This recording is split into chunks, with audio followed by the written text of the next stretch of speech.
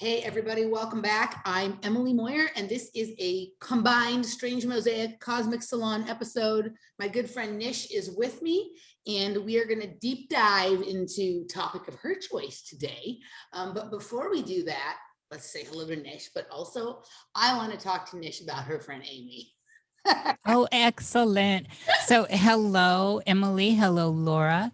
And it's a pleasure to be here always. I look forward to our powwows. And let's do it. Let's talk about Amy. I love Amy. I've known her most of my life. So, okay. So I just so people know, I recently went on a trip with Laura to Iowa to visit her family. And there's many commonalities that Laura and Niish share, but one of them is uncanny. It's uncanny. But one of them is, Laura wasn't born in Iowa, but spent a significant portion of her life there, and much of her family lives there. And Niish, of course, you're from Iowa, and so when I told you that we were going, I don't remember how the conversation went, but you told me about your friend Amy, and I was like, well, let's hook her up.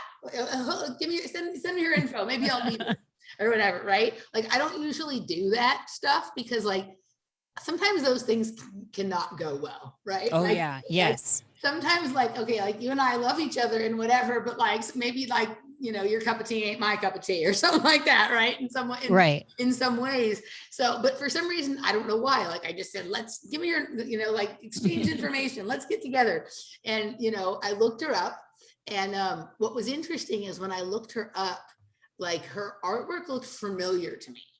Right now, I have been to Iowa back like last fall, so it's entirely possible that I peeped one of her murals somewhere, because they do tend to have a similar style about them. The mural work, her other art is, kind of more expansive in different ways, but the mural art has a recognizable theme to it.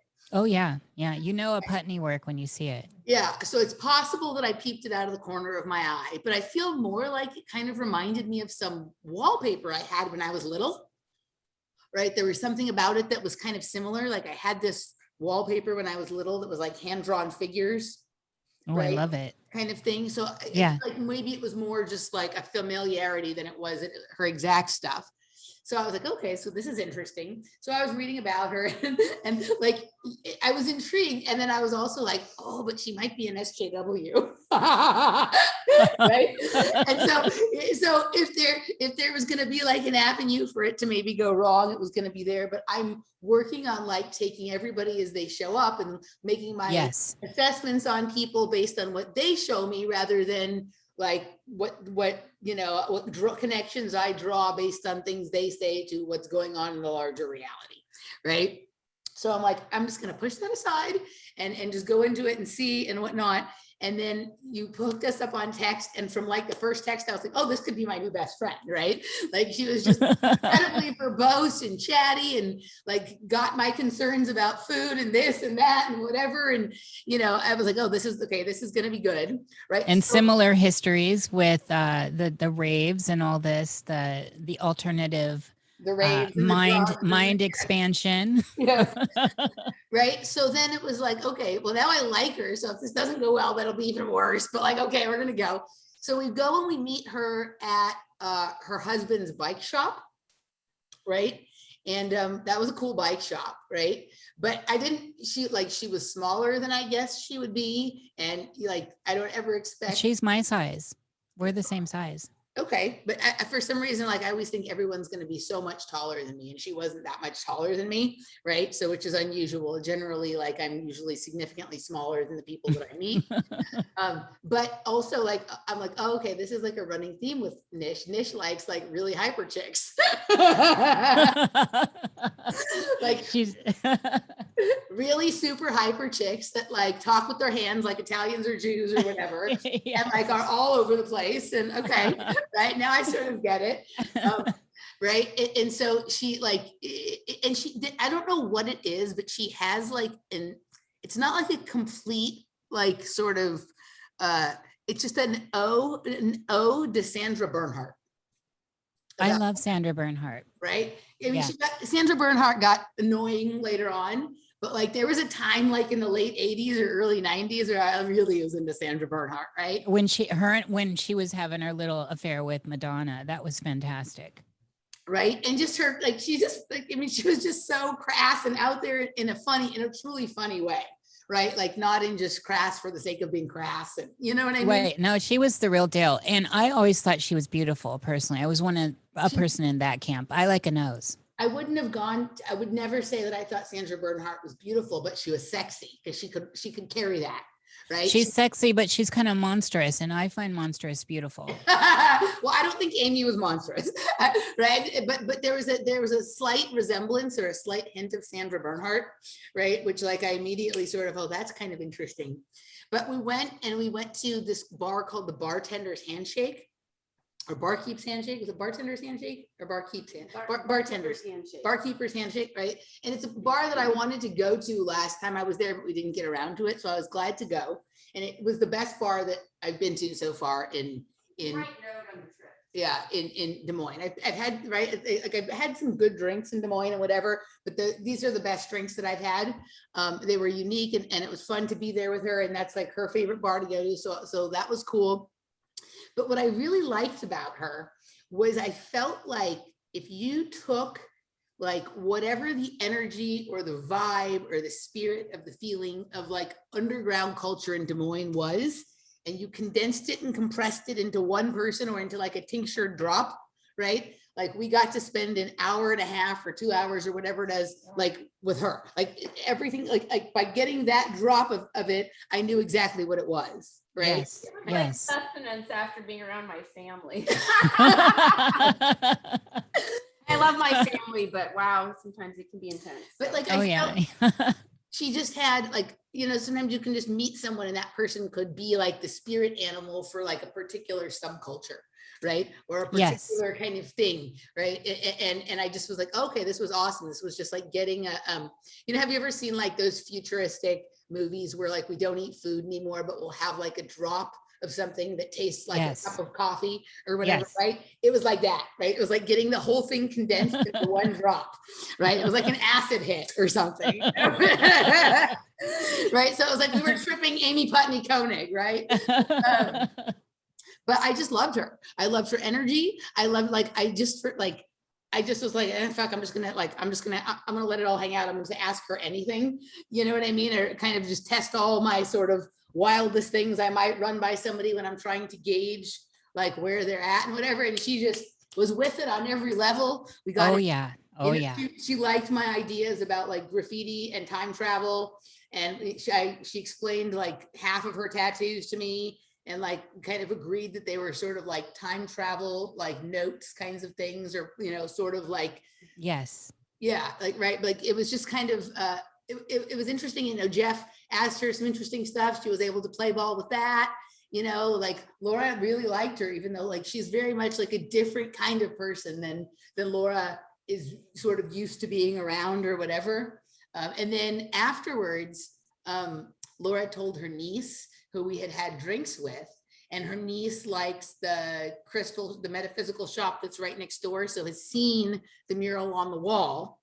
Oh yeah. My friend Jamie owns that. Yeah. Enchanted. Yeah. Yes. And she's both of these are temple girls, by the way. Yes. And so then Laura's niece thought Laura was so cool because Laura got to meet Amy and whatever. Rock on, Laura. So now Laura was cool for like stock went up significantly with my niece. Yeah. Right? And so like we walked by before I knew that you were friends with or knew the person who owned that shop. When we're walking by, I said to Amy, I'm like, oh, that store looks like the room I imagine Niish lives in. She's like, yeah, exactly. I was very integral in all that. I was pushing psychically behind the scenes for her to do that for a couple years, and it was a concerted effort amongst the whole community, but I was involved in it. What did you say? I said we need Niish pushing us. Oh, Laura wants you to push psychically our office that we just opened.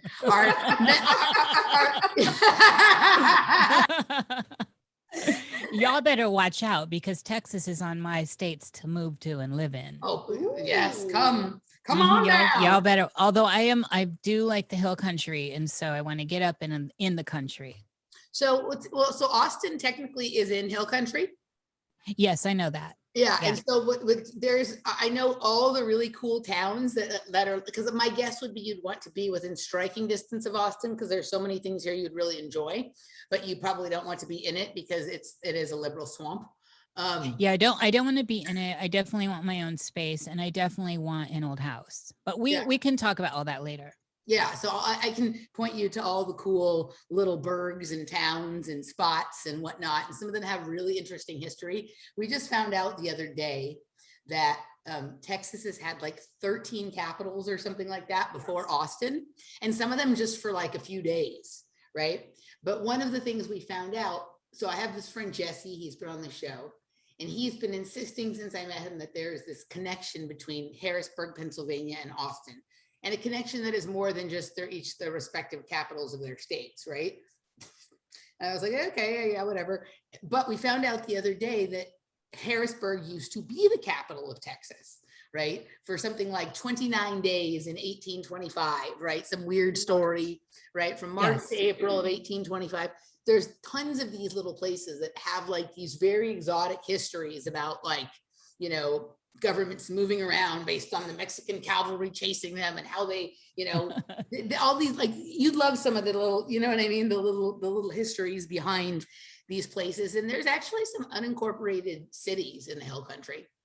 Oh yeah. Yeah. I've lived in a couple unincorporated places in my life that were actually technically legally zoned as villages. And one was in Illinois, one was in New Mexico. I like that feel. Yeah. Yeah, there's some stuff around here that you will like, and they're all sort of within striking distance of San Antonio and Austin, so there's culture to be had and all that kind of, you know, and yummy things to eat and stuff like that, you know.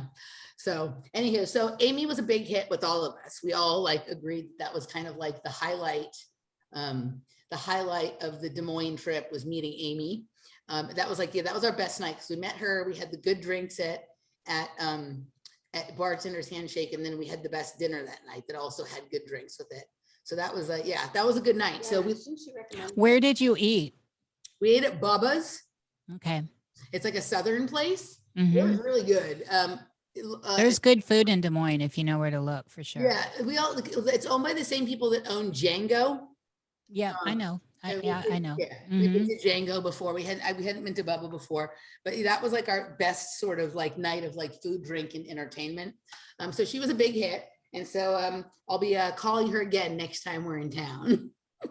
Yeah, I love her. I'm so glad you got that. I mean, that's meeting Amy is really a deep insight into me. She's one of my old, you know, longest friends in life, and we shared so much early on, and you know, we've lived together, all this, and we're both still here, and you know, in these biosuits, because I'm not from here, you know this. And she represents a lot of energetic signatures that I myself share. Yeah. So there's a similar, and besides the fact that we're both, you know, the same size, we represent she's just magical and beautiful. And I've always been so in love with our relationship, Amy and I. It's special, it's unique, and it's obviously lasted all these decades. And you get a real feel for me, I think, through her. Yeah. No, it didn't surprise me at all, right? That this was your friend. And then just to address the concerns of the SJW-ness, she is the good old fashioned kind of liberal or progressive or social. I don't mean it in the political sense. I mean it in the like really bettering everybody in society and listening to all voices and all that kind of stuff. She's the real deal. She's the sincere thing. She's the real liberal. We're real liberals. I grew up always being liberal, which meant your personal freedoms and all this stuff, like including your taste, your religious stuff, that if you want to fly your freak flag, whoever you want to love, all that stuff, minus and separate from agendas and before the flip, before the inversion. And a lot of people don't understand that there has been an inversion because they're just experiencing what is happening now.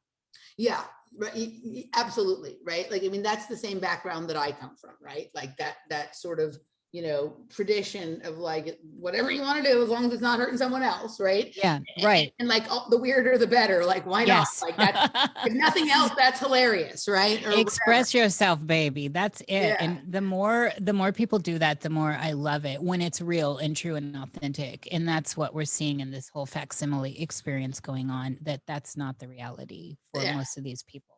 Yeah, no, absolutely. So anyway, so yeah, so she was a big hit on all levels. So thank you for that. Right. Thank you for the acid trip. And, and Amy, if you're listening, which I know she does, because she told me, because she said, Oh yeah, yes, she told me that we had a great time. We loved meeting you. And it was definitely like, you know, for however weird you or I might be and all the weird people that we know and stuff like that, we have sort of a rhythm or a cycle where we're kind of dealing with sort of the same sort of people. We're all kind of interested in some of the same things. And she was a little bit of a breath of fresh air because she's kind of, you know, outside of our reality with a foot in it, right? Yes, kind of like doing her own thing sort of outside of that. And it was a breath of fresh air and we all really enjoyed it. So thank you, Amy. I feel like I got like the tour de force of Des Moines. I'm so glad. It tickles me, and it does, it just makes me happy. It's two sections of my Amy, no matter where my life has wandered, is with me. And then on the deeper aspects of who I am and what I do and why I'm here, Amy is in full knowledge of all that. Yeah. And the temple work I did there when I ran that temple of the goddess, and where Amy was in there as well. I've come on board. I was always here with a set of with a mission, I guess, to make it simple. And the mission is really about what's going on right now. And so I was always trying to prepare for this, where we are now. And so it's a thrill to see people from way back in my life that are still there and still amazing. And Amy is one of the few. Yeah, I know. I have a few friends left from childhood or teenage years or whatever, not many, but a few. So yeah, very cool. All right. I have a lot of dead ones. Yeah, me too. Yeah. But I have a lot of dead ones, and then a lot that are like a lot of brain dead ones. Oh yeah. Well, and what we're seeing right now is how that all parsed out and what people really were at the core.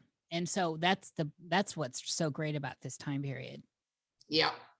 All right. So speaking of what's going on right now. So you sent me a text last week and we're like, let's get on this ASAP.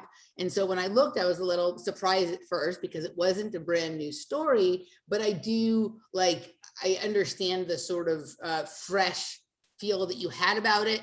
And I sort of do too, based on a few things that I've become enlightened to over the course of the last few weeks.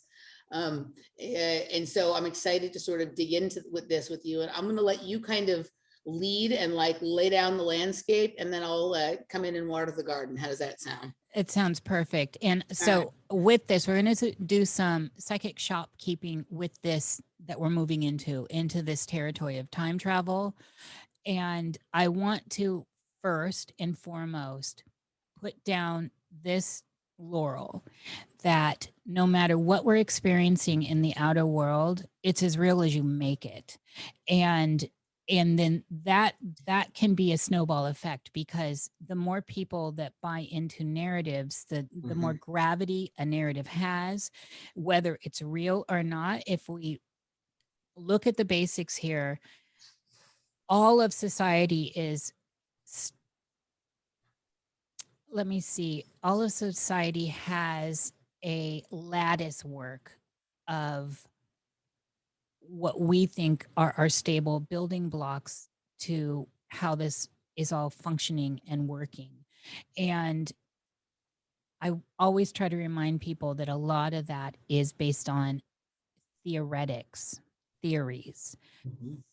And people need to step back and remember, when they're pushing this stuff, is it a theory, and then was it proven? And then you have to start sussing out and vetting what's proven and what's not. And this example we're going to dive into has all these markers.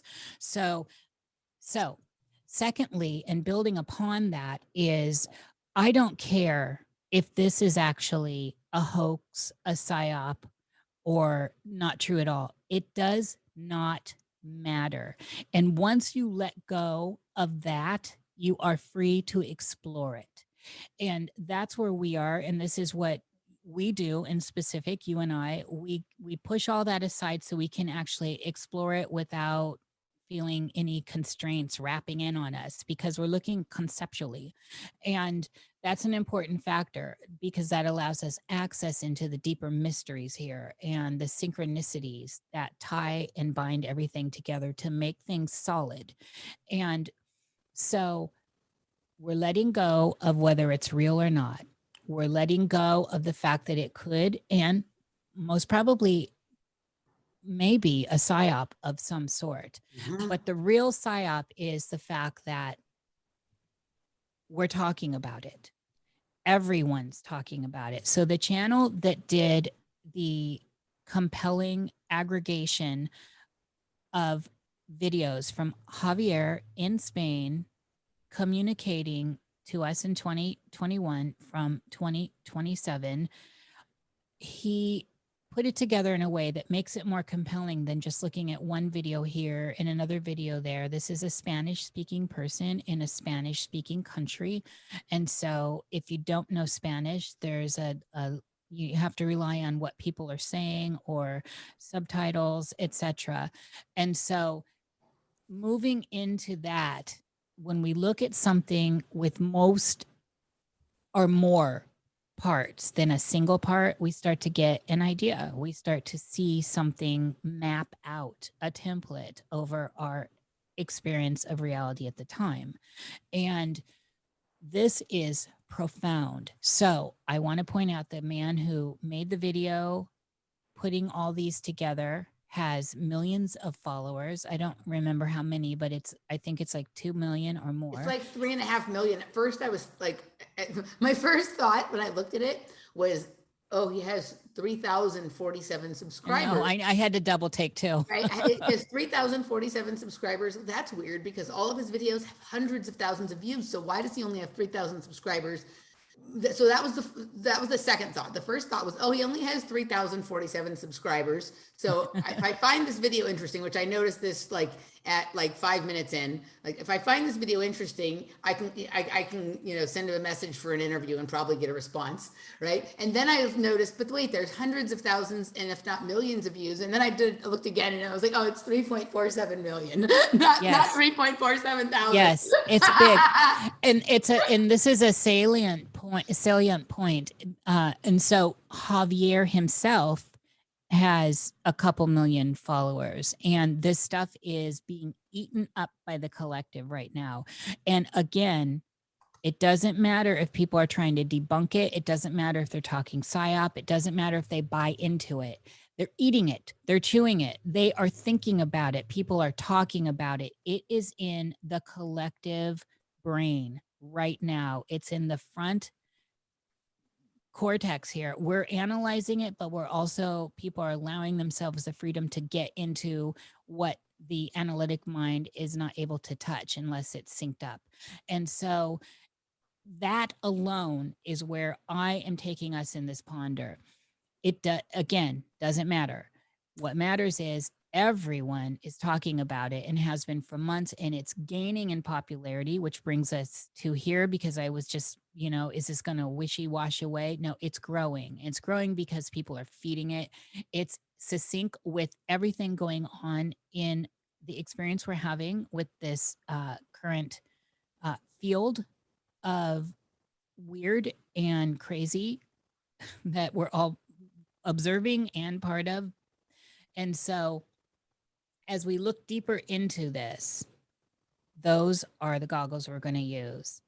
The people have created an egregore or a tulpa of this idea. And the idea is time travel. The idea is how flimsy time is. The idea is communication through digital means over space and apparent time. And then this is where it taps into all the OA stuff we've dug into. And of course, there are lots of links into that. And then there are a lot of spikes that people are hanging their coats and hats on saying, no, no, no, no, no. So that's where I want to go, Em. That's what I'm talking about. All right, so that sounds good to me. You know, like when I first saw these videos, I was like, oh, this is kind of an interesting idea, but like it felt like I already saw how many, hold on a second, I feel like I have to sneeze. I already saw how many millions of views some of these Javier things had, and I was like, okay, if it's like blowing up this fast already, like, I don't know. And just like, you know, they're like, if you're sent stuff by too many people, it becomes less interesting than if you're sent stuff by just the few select right people, right? You know what I mean? So I kind of was just like, okay, interesting, ignore it.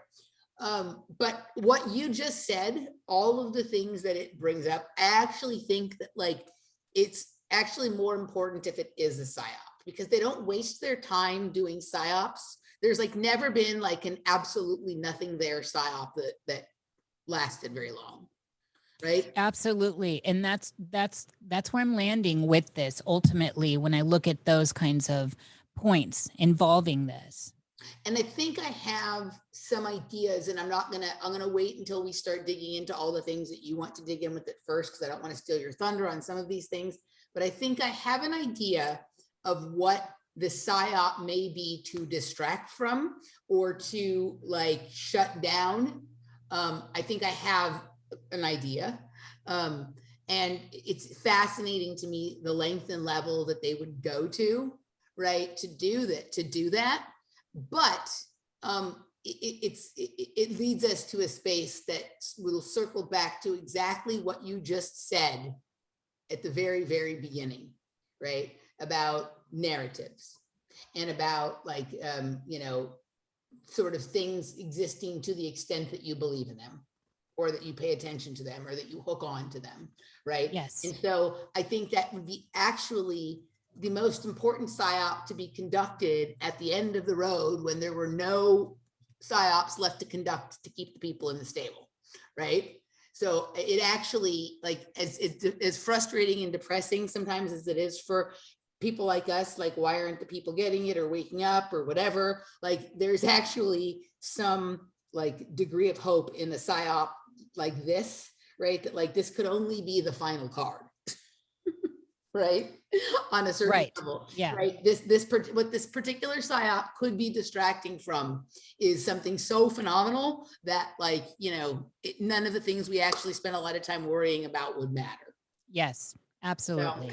So with that, why don't you take it away and start digging in on your points, and we'll play with those first, and then if you don't get to some of the ones that I kind of zeroed in on, then we'll do those ones sort of at the end, and we'll go for a bit here, and then at a certain point we'll split and move to the patron segment. So why don't you lay out some of your first points of either contention or support, or however you want to do this. So excellent. Let's start putting the scaffolding around this whole situation. So the very first thing I want to address is the naysayers and the information I kept getting. So when I talked about this briefly, just to get a finger on the pulse with people that walk this journey with me, I wanted to kind of see where people are. So I did a little chit chat on it, and just real brief, letting people know that you and I were going to deep dive this. So, and I was expecting, of course, because people that are walking with me are critical thinkers and also allow themselves to dive into the esoteric ideas, the stuff that's not shown. And one of the things I kept hearing over and over again was fake, fake, fake, fake, you know, the meme. And so I started to look into that. I'm like, well, who's saying this is fake? I want to look where is this being based upon? Who's doing it? Again, there are lots of red flags. I'm going to point those out as we scaffold here. However, one of the sources that came back time and again, Snopes. And right. I have to roll my eyes and not try and gag over anytime. Just real quick, so people know, the compilation that we're working from will be included in the show notes. So maybe like pausing here and going and watching it, it's only about 13 or 14 minutes. It's fascinating all the way Yeah. through. So that'll be in the show notes, and maybe pausing here and going and watching it so that you understand sort of like the basis we're working from. Did you did you see that there was an interesting story about Snopes in the news this week? No, not this week, but it's interesting because Snopes has been in my inbox because of this all week. So the staff at Snopes have revolted against the like owner or the manager or the head person at Snopes and accused them of plagiarizing. Oh, finally. I'm so glad. It was a couple. I don't know if they're together anymore, but it's just such a hack. It's amazing how much credibility they were able to buy. But it's interesting, like the takedown, and again, we have to look at different reasons why psyops may be deployed, right? Like they're not, Snopes is not going down for being ridiculous and publishing misinformation or lies or oversimplistic explanations of things, right? It's going to be for plagiarism, right? So sort of distracts from the fact that they're like, fake debunkers, right? Bought and paid for by the people we all know. Right. Yeah. But the plagiarism. Yeah. I mean, they're a tool to the system that is trying to drive narratives. And it's just like, it's on the same level of fabric on your face is going to protect you from what the fuck they say. There's the science. That's the science that we're being pushed at. So it's bullshit. And I don't mind saying that, even though now we are technically in very dangerous territory saying stuff like that. Right. I think anyways, Fabric is a club in London, so I think you're good. All right. yes. and so that just made me roll my eyes. I always, when I'm getting Snopes articles from people that are serious, that are actually using that as a basis for why something is fake, I can't even, there's no bridge.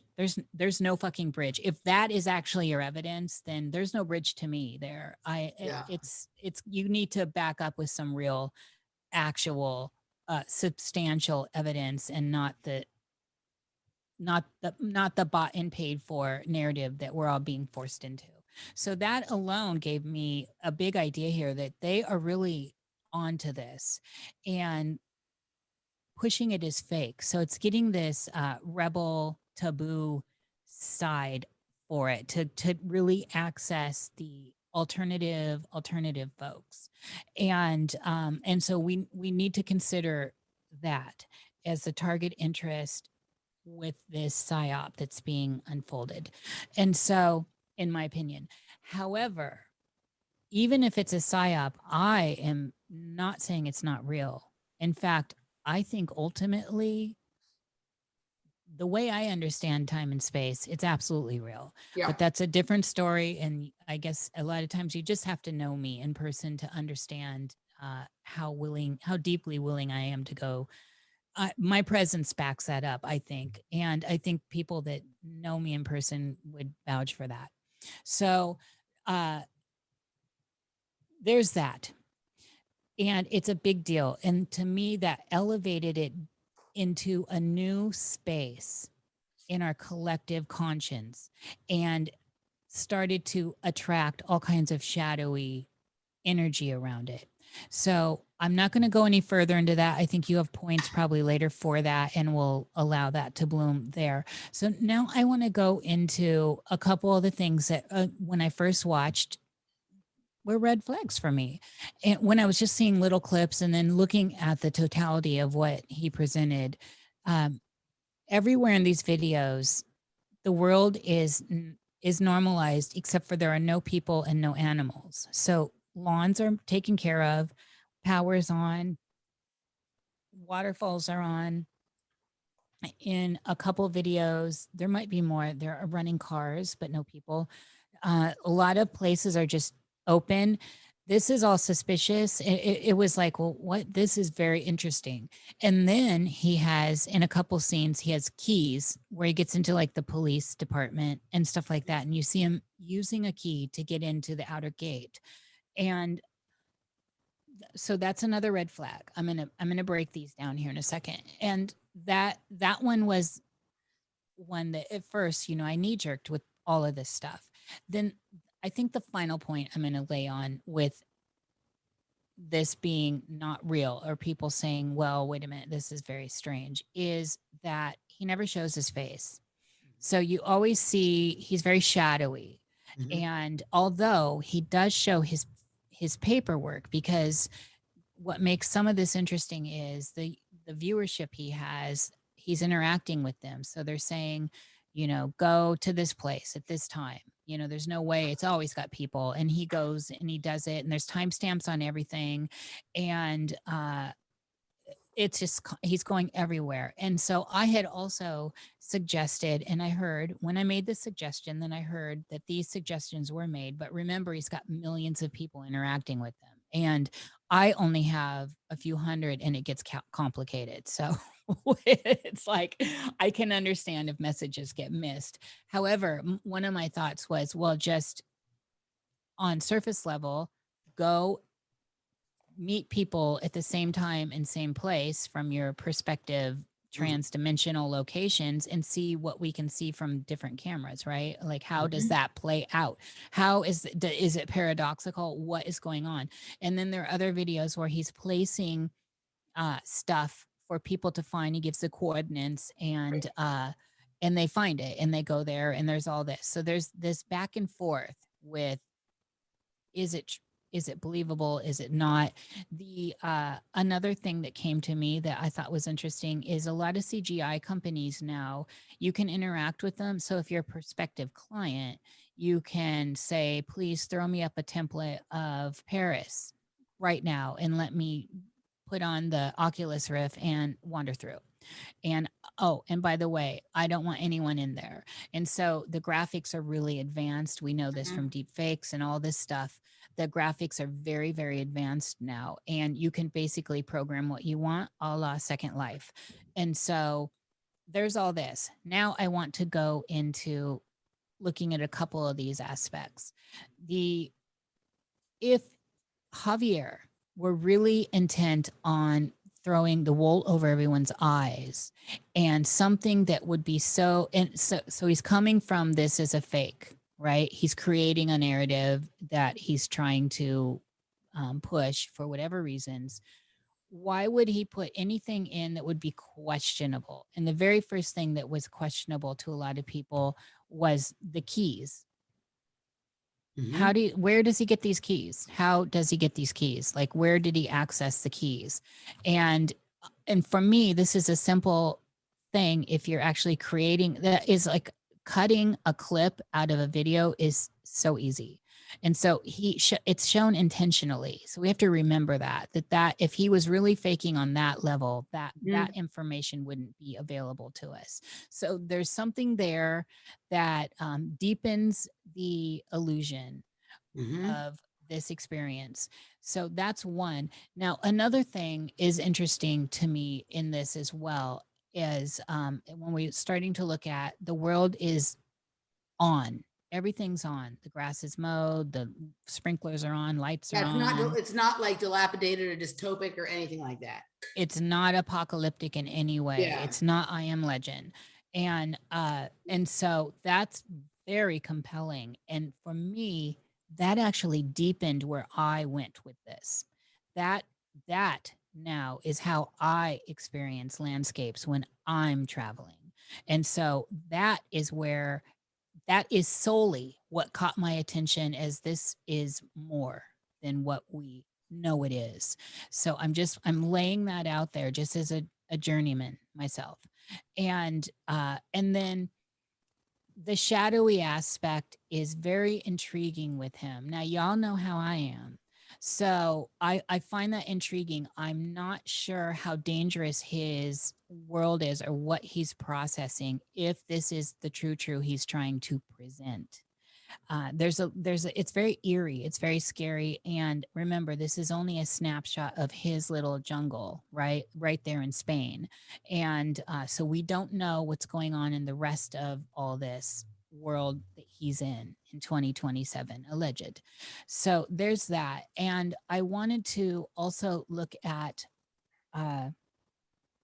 the idea of, he shows us his medical records. So someone had sent him the suggestion to go back to the hospital and look for his records. Well, he finds them and they're on screen. So you get to see his information if you can read Spanish. And so all that's there. I find that intriguing as well. Real quickly, because I did see the part with the paperwork and I saw his name on it, but at the moment I didn't think to look if it said anything about what his condition was at the hospital. Was there anything on there about his condition? There, I guess. So I don't know. And this is where deeper work needs to happen. And so hopefully anyone listening can inform us because we do rely on that as well. I don't know. And I don't read Spanish. So it looked like full medical papers to me with a whole bunch of stuff going on. So we need that information. So it's a call for that information, please. Okay. And so I want to land there, and I'm not going to get into all the deep time travel stuff until our second hour, because I want to allow this kind of setup to happen here in the first half. So I'm going to actually relinquish it right now and get up to speed with you at this level where we are before we go deeper in. Okay, so very good. Your first question was pretty much like the same as mine, which was, well, why don't they just arrange to meet? Why doesn't someone, instead of him going and putting something somewhere and someone coming later and finding it, why don't they just go meet at said location, right? So that's like the first question that sort of like popped up for me, right? So it would be interesting to know if anybody has attempted to make such arrangements with him and whether he has agreed to that or not agreed to that. That would be interesting information to know for sure, right? And then again, I'm going to leave as well all the really deep time travel stuff, as well as the deep sort of individual aspect of reality creation and population. I'm going to leave that to the second segment as well. Yeah, that's, this is the foreplay. Yeah, foreplay. But what I'm thinking so as for the police, like I watched, he wanders around, he goes all these places, churches, hospitals, museums, famous squares in the city, grocery stores, like, the food, everything looks normal. The airport, the police station, I mean, everything, the interstate. Right. There's cars everywhere started. Right. So it is. So I watched all of that. And some of those details may come into some of what we do in the second hour, but there's two places that I want to go with it.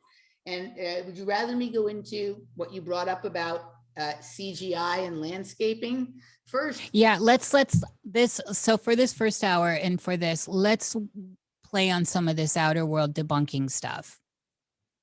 Okay. So like what's the debunking? Like, okay, so you do want me to go into the CGI landscaping or you don't? Yeah, because I want to keep the real deep time travel, other stuff. So let's get all this stuff out of the way. Right. So as for the CGI like landscaping stuff, like I thought about it and obviously it's certainly possible. I don't do a lot of research into that stuff in terms of like the technicals of it because it's just not my wheelhouse, right? But there is something else that my attention has been drawn to over and over and over during lockdown, which is the same period of time that this all started happening, right? And I don't know if I've talked about this on other shows, but I haven't talked about it with you, I don't think. Have I talked with you about Cercle? I don't know. We talk so much about so much. Right. So I'll let you know as you go into it. I'll just go through the short version of my Cercle spiel here. Okay, so there is a group that does these events. They're called Cercle. They're from France. I'm going to screen share so you can kind of get an idea here. Is that it right there? Yeah. So this is their website, right? And if you look at it, first of all, you see that like it is implying a screen, right? It doesn't look like what a normal picture on the internet looks like. It looks like a screen. Yeah. Okay. And they've been doing for about the past 5 years events at remarkable locations. Okay. And they started, supposedly, if they were to believe their story, it's two guys who just started in their bedroom, and you can go back and watch their first event in their bedroom. And then after that, they're in someone's basement and, whatever. But within a first few months, somehow they're suddenly at the Eiffel Tower. right? Like they literally were like, yeah, we like sent an email to the people at the Eiffel Tower. And they're like, yeah, sure, we'll let you have a party at the Eiffel Tower, right? Like, okay, right? Now, this has been, Jeff and I have dug into this. Michael and I have dug into this. There's interesting things about this, but what they were doing as they grew is, in my opinion, it seemed like they were going to spots that were portals. Mostly the kind of spots they were going to were like Tartarian style buildings, was as we would refer to them, right? There were some other kinds of stuff too, but mostly like significant buildings, occasionally natural locations, or some space where like, you know, city hit nature kind of thing, right? And they were having an audience at most of the places. Occasionally there was a place that was like way off somewhere crazy, like in a balloon or something like that, right? Like we're looking at here, where there was no audience, right? But they were having an audience. And from my observation, and I've watched a number of these sets, they were having like just the right DJ that could play just the right sound to like open the portal, right? So getting the people there, getting the right sound, the right energy, the right vibration, and opening something up. We watched at Conspiracy Cocktail one night for the music portion, Boris Brejcha play at the Grand Palais in France. And we watched over the course of the night, the building grow, change, morph, people appear out of nowhere, people disappear, entities appearing on walls, like all kinds of stuff, right? So it felt to me like that, okay, that was what was going on. Once the lockdown started, they were obviously no longer doing events with people. Suddenly they're going to these like absolutely fantastic locations, right?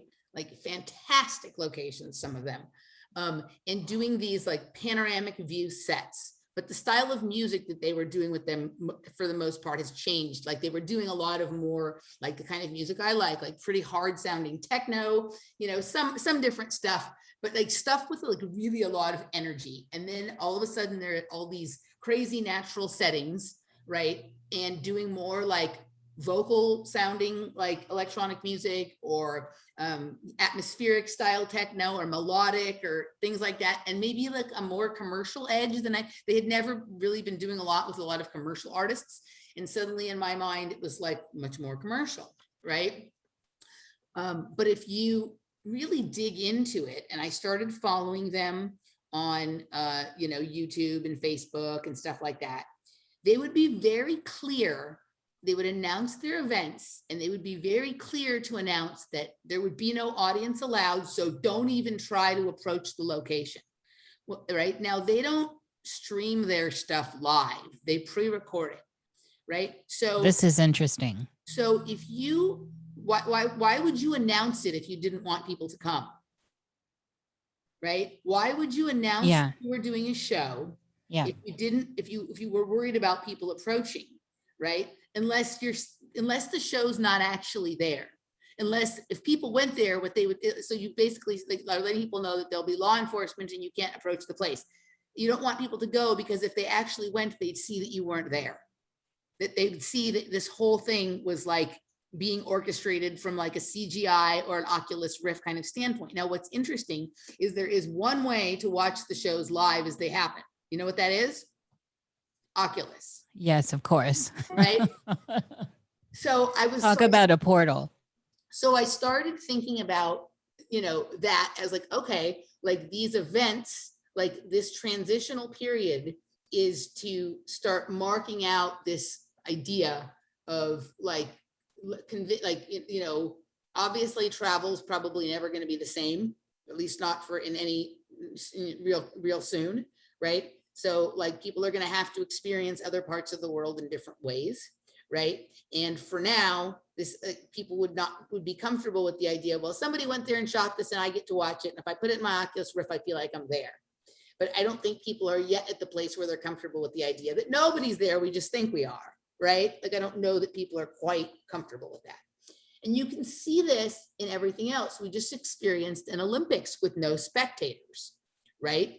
And if you go back several months, Robert and I talked about how we don't know if people are ever really going to be able to attend sporting events in the same way that they did before. If the next level seems like, well, maybe what will happen is instead of buying a ticket to the event, you'll pay to experience it on Oculus, and you can like pay $20 to watch, or you can pay $200 to like literally be Simone Biles or Roger Federer or LeBron Yes. James. But you'll be Yeah. experiencing it as though you're doing what they're doing, right? Yeah.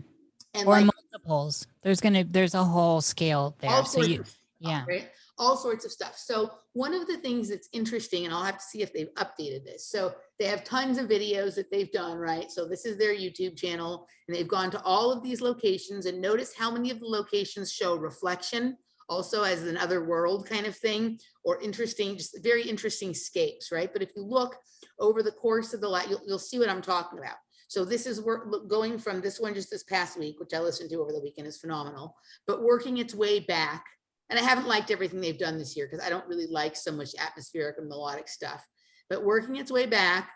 And then like the last time was over a year ago here, there's a crowd, right? But you see before then, every once in a while, there would be something at a natural location, but mostly they're at places with crowds, right? People, right? Inside buildings or in front of buildings, and there being audiences, right? They were not doing so much of this nature stuff until the lockdown, right? And then it switched. And if you go to their website, let's see, it opened a different window. So let me just pull this down and go back over here.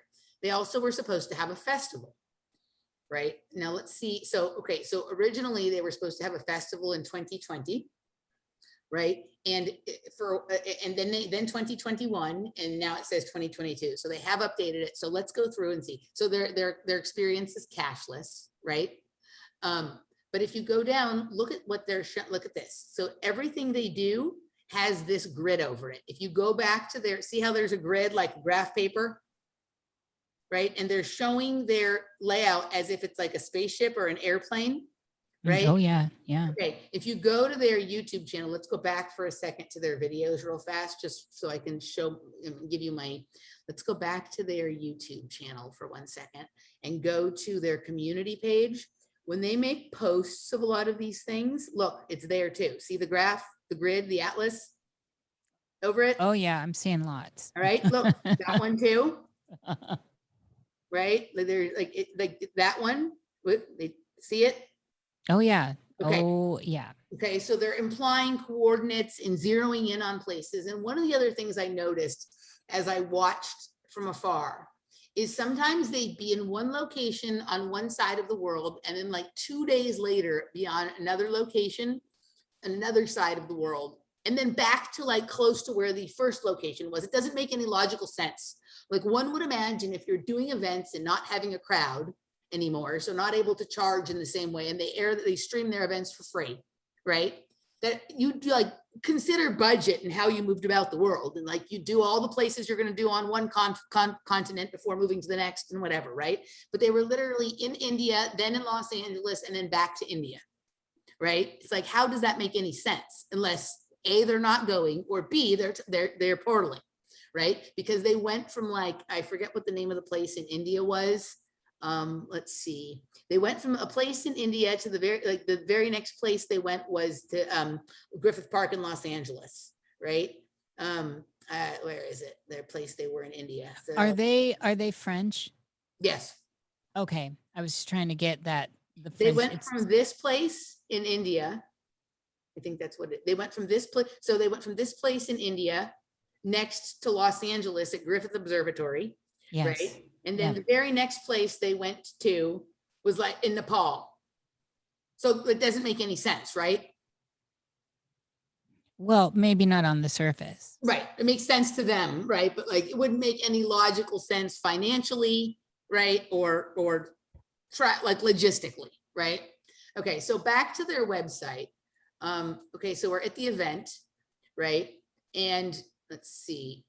A lot of their stuff zeroes in on like airports and like porting pads and things like that, right? So this was going to be an air and space museum, right? And then they're calling for projects. We looked at this with my friend Gaetan, right? And they're calling for projects, and the way that they're trying to like do the artistic installation for this festival, she said doesn't make any sense. This person works as a stage and set and designer in theatrics and New York and that kind of stuff, right? Like she looked at some of their stuff and said it didn't really make sense, right? But it all implies travel, all of it, right? And both like like up travel and over travel, right? Not just airplane. It implies other stuff too, right? This has been the same event thing up here since 2020. They've never actually had an event. They just keep changing the date and nothing else really about it, right? It's been the same thing there with the graphs over it and whatnot, always cashless. And it's interesting, the events, the DJs that they bring are now playing at lots of other events around the world, but like they're still not having their events, right? Like it's kind of bizarre. So the other thing when you look at this is like, it's not actually a circle. It doesn't meet, right?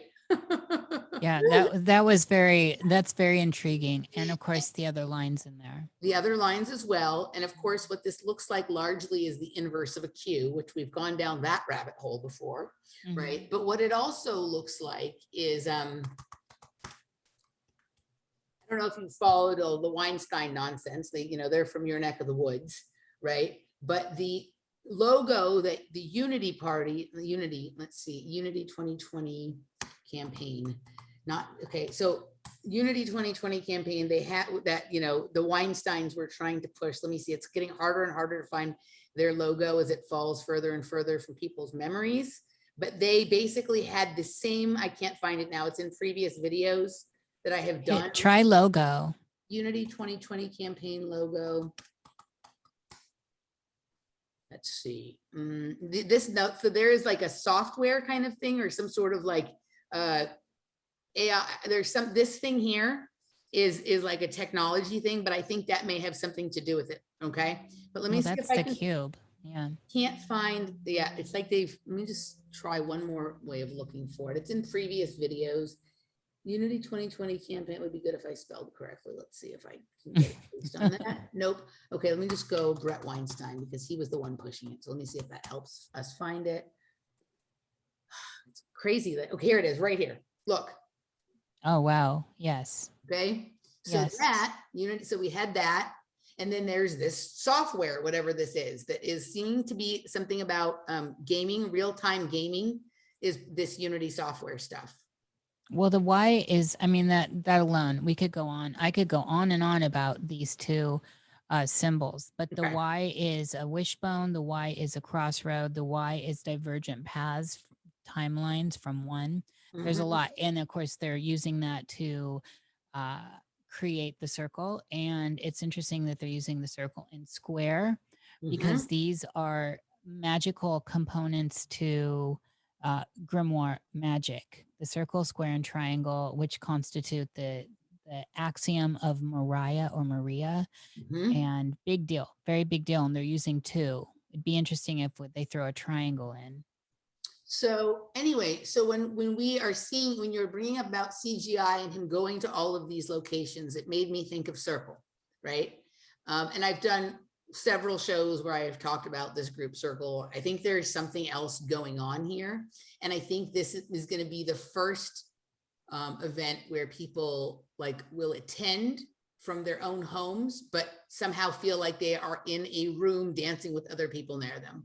Yeah, that's what the whole platform of 5G is about, the augmented reality. Yeah, so I think it's that, right? So I think they've grown tremendously in popularity during the time of the lockdown when people haven't been able to attend their events. But when I saw how they were warning people not to approach the place where they would be recording, I know for myself that when you go to Griffith Park, because I've both been to Griffith Park many times and also had very strange experiences there, including one just before they had their show there. I had a very strange experience at Griffith Park where literally, you know what I mean when I say I had a visitor, right?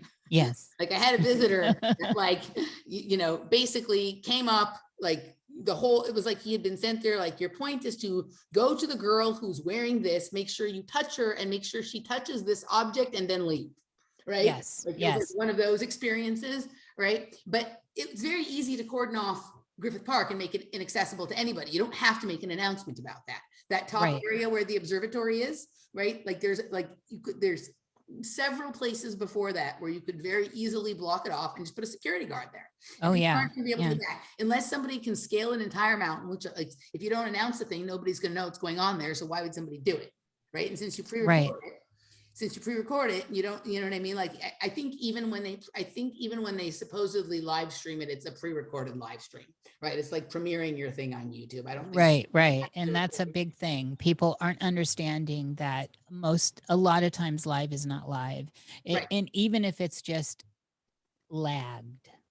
Right. And because there's so many, they're using so many drones to get the panoramic view that they'd at least want time to like put that together, right? And make it most fantastic, right? Like that's really hard to do completely on the fly live, right? Some of the angles that they're showing are spectacular.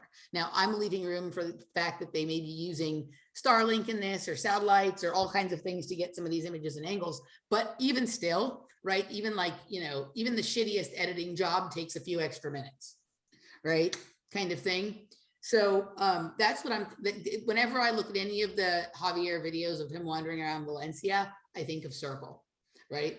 So this is technology that is becoming a reality for us, but I think we are trained to only think of it one way. And that's like the AI takeover way, or we're all going to be living in pods and just experiencing reality through the headset. And there's like some level of truth to that, but no, we can also use these technologies ourselves to penetrate realities, to travel, right? To tap into things. And these technologies are not all created equal. Sure, like the ones that they want to commercialize and sell to us and whatever are like one-way traffic ones, right? But these things are not just in their nature one way. Oh, I agree. The thing at the core here is the awakening of the reality that we are now slowly starting to see form around us. We have always been engaging in technology. We were not aware of it. We are, in fact, housed within technology. Yes. And if you go outside on some days, right?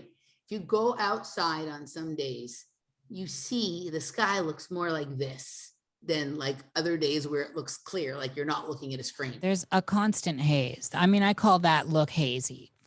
That's how I perceive it, but it's constantly that way. You can see like the grain and the screen fabric and all of that kind of stuff, yes. right? Yeah. So some days you go out, every once in a while you have a day where you're like, I actually feel like I might be in the organic reality. And then you have to ask yourself the question, is what we think of as organic just the previous iteration that just felt somehow more natural because it's the one we've known longer, right? So context is everything. Context is everything. But this, this is,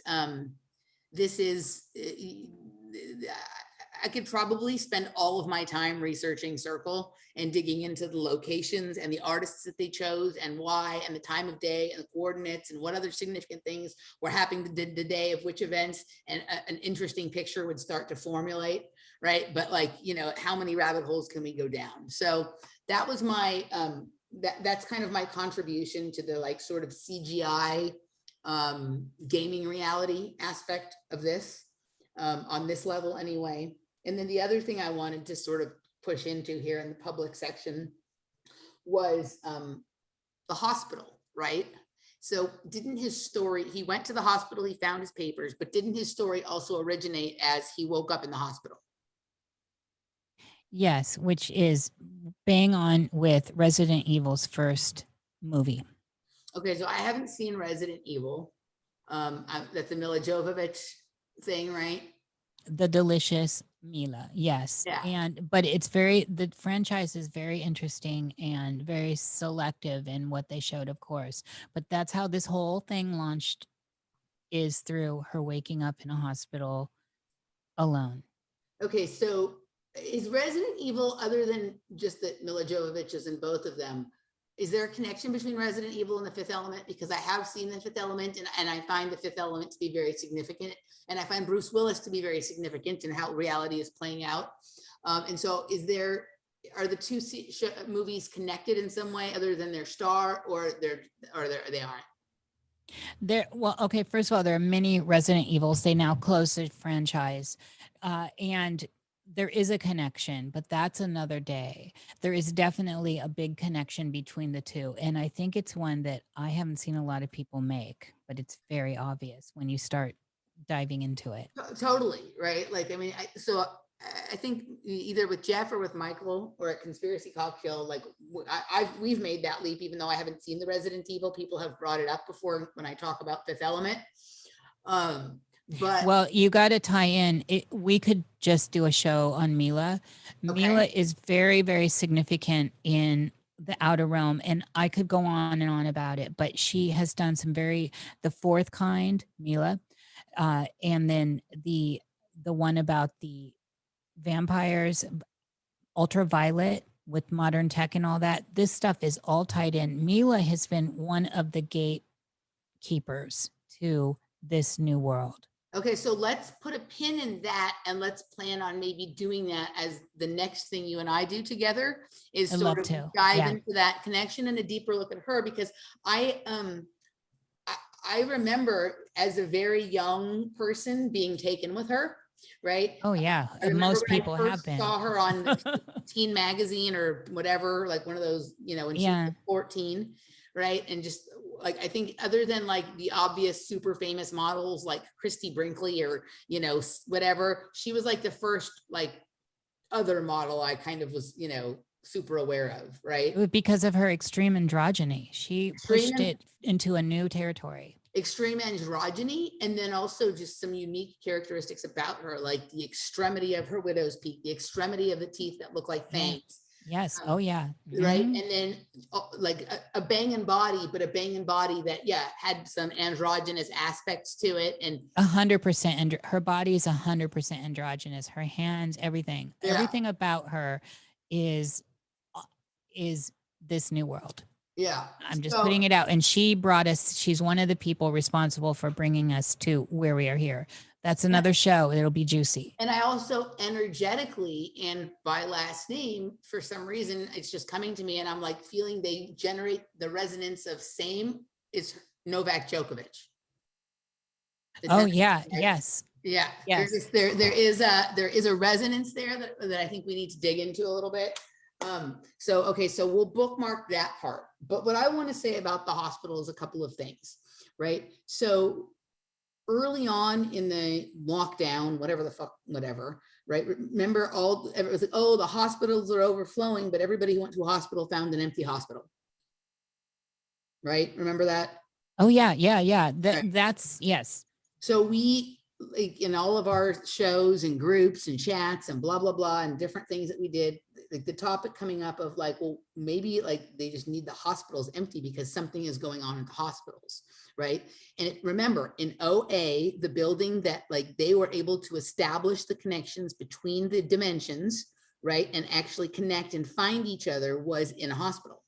Yes, it's very Right. significant. Right. And I had a number of people reach out to me and talk about the strangest nights of their life or when they had to spend a night in a hospital, whether they were the one sick or not. Like, if their family member was ill and they went and they let them sleep in an empty hospital room and they had some weird missing time or whatever. And I've only ever had to spend the night in the hospital once, but it was terrifying and I refused to go to sleep. And they were getting really irritated with me because I had broken my neck.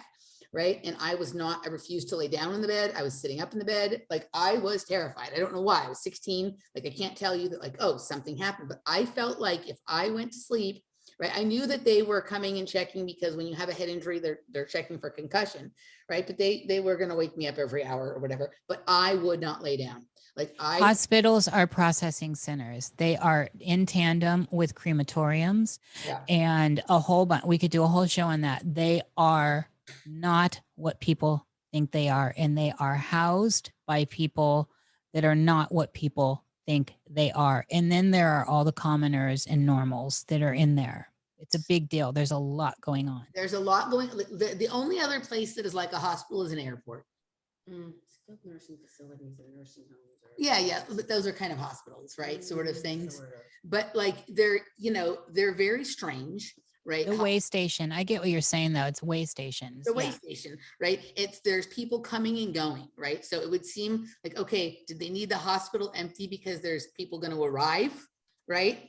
Right, kind of thing, or are people going into the hospitals and disappearing? Like, we don't know what happened to some of these people that supposedly went into the hospital and then we never saw them again, like what, a ventilator, blah, blah, blah, bullshit. Family was never allowed to see them because COVID, or where do these people go?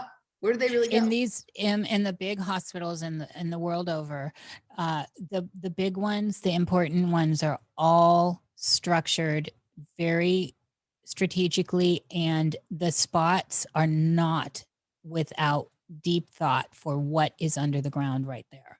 Yeah. So I'm putting that bug in the collective ear. It's a big deal. And it ties into baptisms of the dead and all that.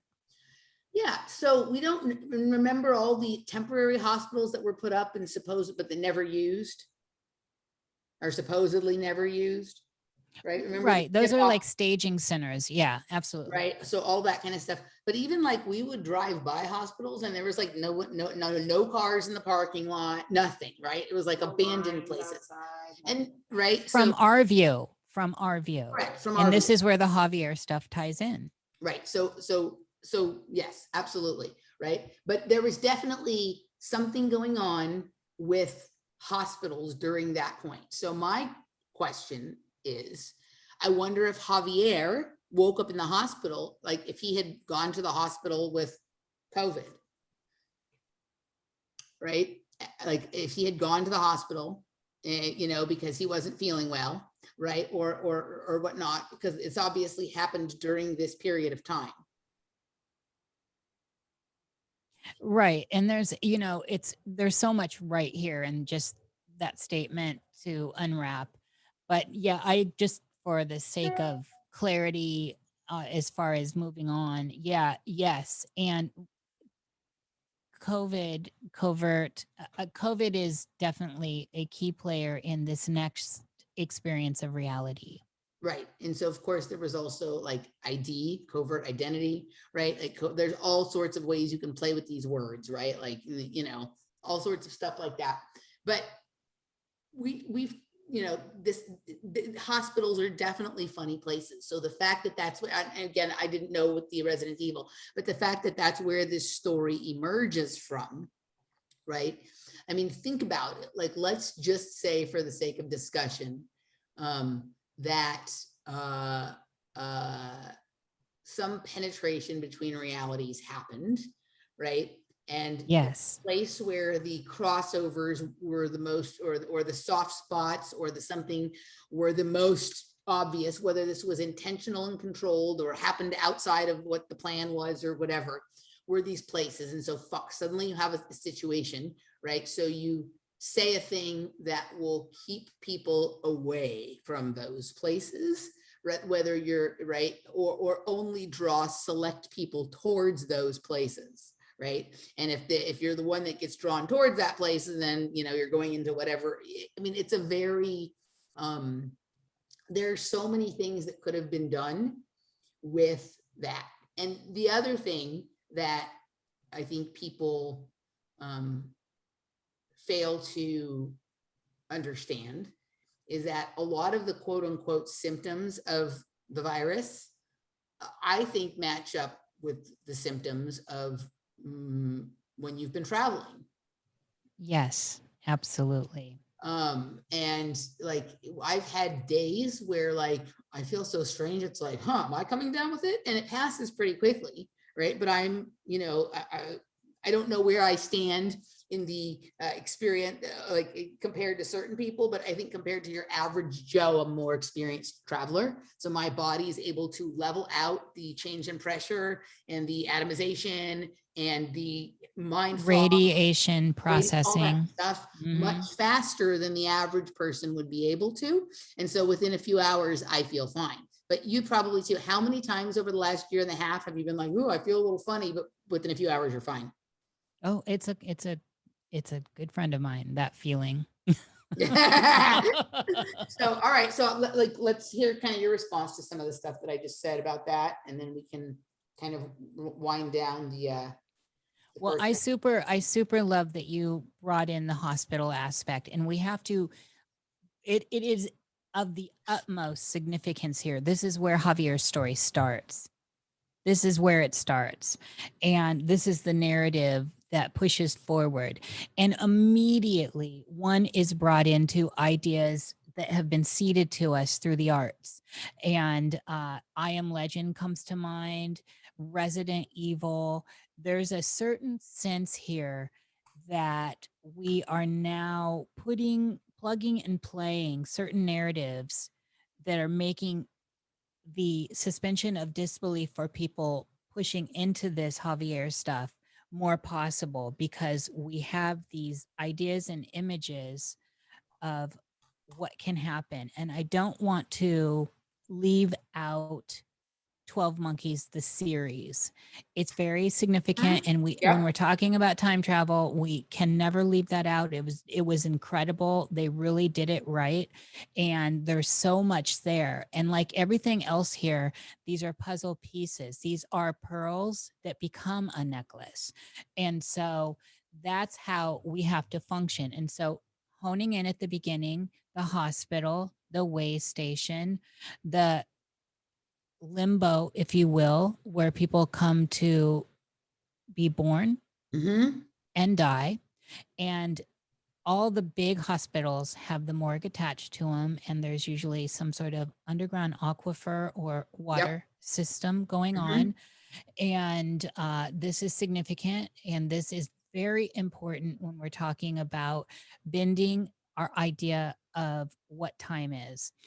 So there's a connection here on another idea of 2021, 2027. Now, 2027 was never on my radar.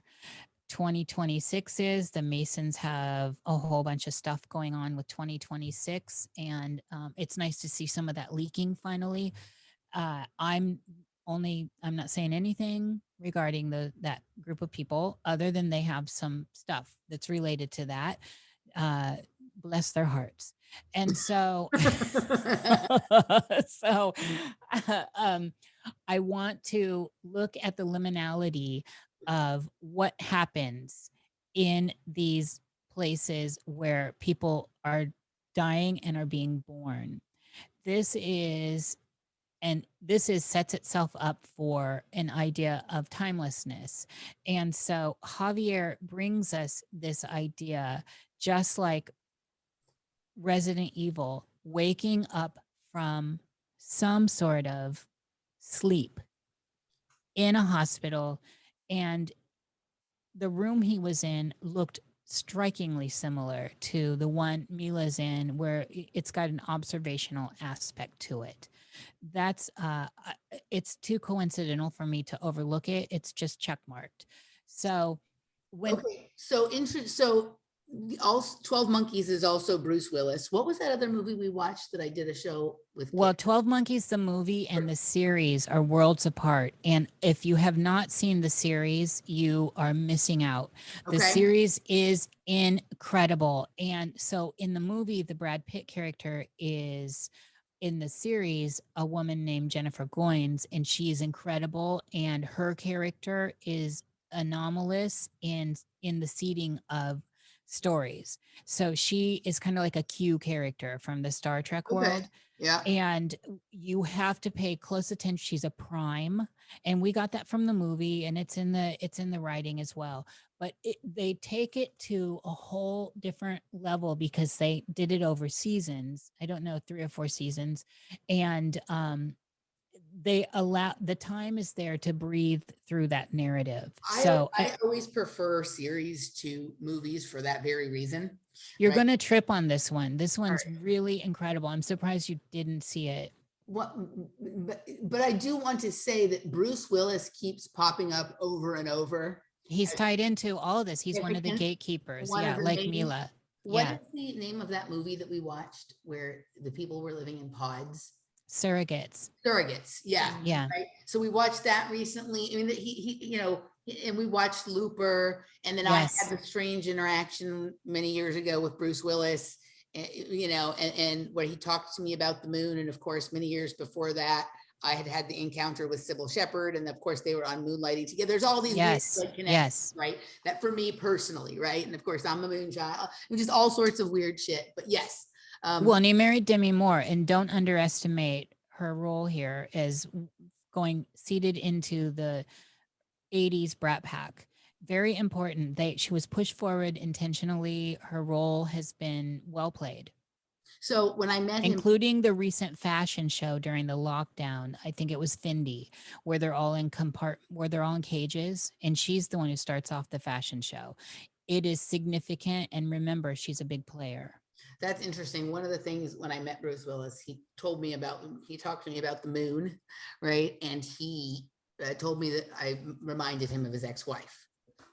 Ooh, well, that's, right. That's a beautiful thing as well, because she is potent, and of course we know she's gorgeous. I think he was talking about the voice more than anything. Voice. Right? Also, she's small, yeah. She's little.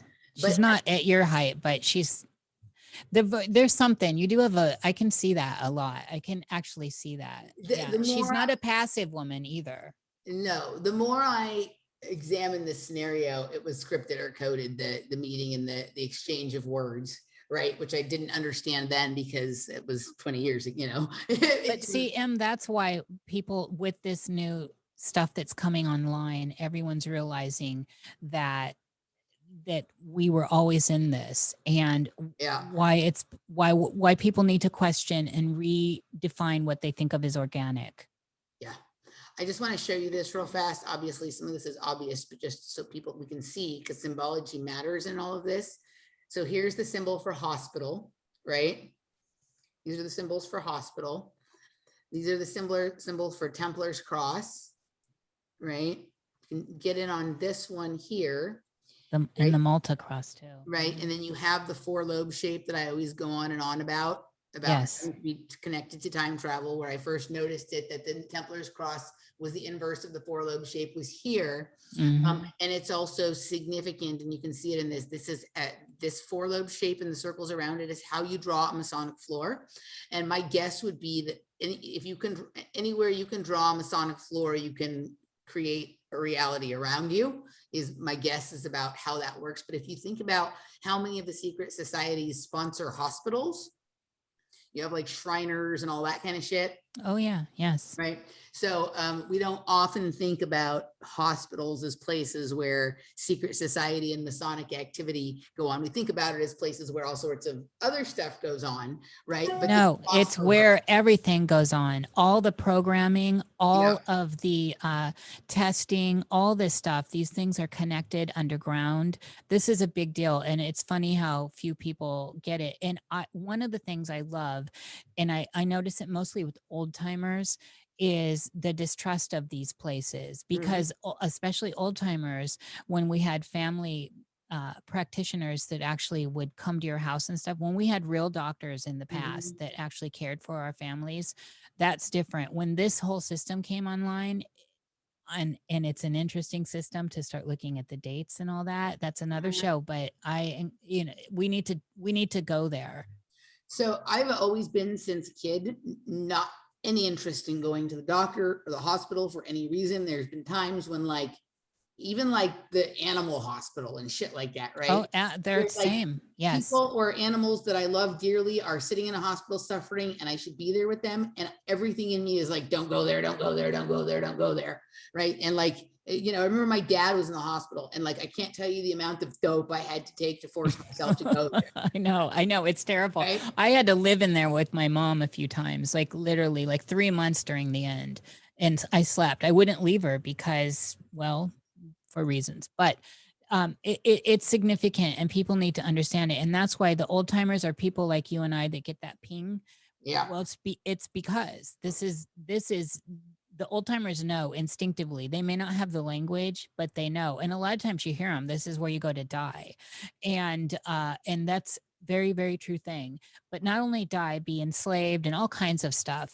And just a disclaimer, if I get a broken bone, I'm going to go and have it reset, or something acute. I was going to say the same thing 2 minutes ago. I only go to the doctor if I have a broken bone. Right. And that otherwise the actual healthcare has nothing to do with those places. And that's something people have to come to terms with on their own. It's like curing cancer with poison. It's, people are programmed to think that's how you do it. So, but I'm not a doctor. So Neither am I. We're not doctors. We just don't like hospitals. We're still allowed to not like hospitals. YouTube hasn't told us that that's not allowed yet. So everybody check with your doctor before making any decisions. Right? No, my messaging is step away from the allopathic system. But well, I'm fine with that. But I am just saying, like, I don't trust it. But if you need it, you do you. You do you. You get it, girl. You go on with yourself. Whatever you need to make it real. Go on with your bad self, right? All right. So we're going to wrap this part up and we're going to move over to the patron section where we're going to get into the deeper and weirder aspects of Javier's adventure journeys here. Mm-hmm. Yeah. And before we go, Niish, tell people where they can find you. You guys will be able to get the patron segment either on Niish's Patreon or on mine or my locals, but let's Niish tell people where they can find all the rest of your work and what you got going on. I'm doing stuff every other day almost. Some days it's every day, live streams like this behind the gate. For the $5 gate, it'll get you access to all of the stuff that's not going out on the public at all and will never go out. So it's Niish at Patreon. It's patreon.com/Niish, 2 eyes. And that's where I'm doing a lot of work. And as this narrative moves further in and I'm aware of where it's going for myself, that's going to probably be where, until I get a website where I can navigate things, that's probably where you're going to get the most deepest content from me now moving forward, since they've just made it illegal to talk about a lot of the things that we talk about. The outside, the Cosmic Salon, which is attached to the Patreon, is the thing I'm doing now. And those outside chats, like this front end, will be there, leading you back there. And talk to me if you can't afford it. Just email me, contact me. I'm on Instagram, Niish with 2 eyes, and on Twitter, Niish with 2 eyes 13. Instagram is Niish 2 eyes 369. And contact me if you're having any issues financially. I am not going to stand in the way of people needing information that need it. And I have a good bullshit monitor. I'm glad you said that. People send me things, and sometimes, obviously, like you and I both kind of are doing this for our living, but sometimes people send me a nice note and they're like, I don't have the money to join, but when I do, I will. And I will just send them a cascade of free shows or whatever, just because I can tell, you know what I mean? Like I'm never trying to keep people from information either. And also we spend a lot of time doing this, but there are people out there who are genuinely interested and genuinely can't. And I try to be helpful and generous with people like that as well. Yes. So I love that you do. And you have a good bullshit meter too. So it's not like any old troll trying to come in and get that, it's different. It's different. And the people that need it, some of them can't afford it right now. Absolutely. Even $5. So yeah. All right. So you guys, for the people on Niish's end, you guys can find my stuff at patreon.com/offplanetmedia or emilymoyer.locals.com.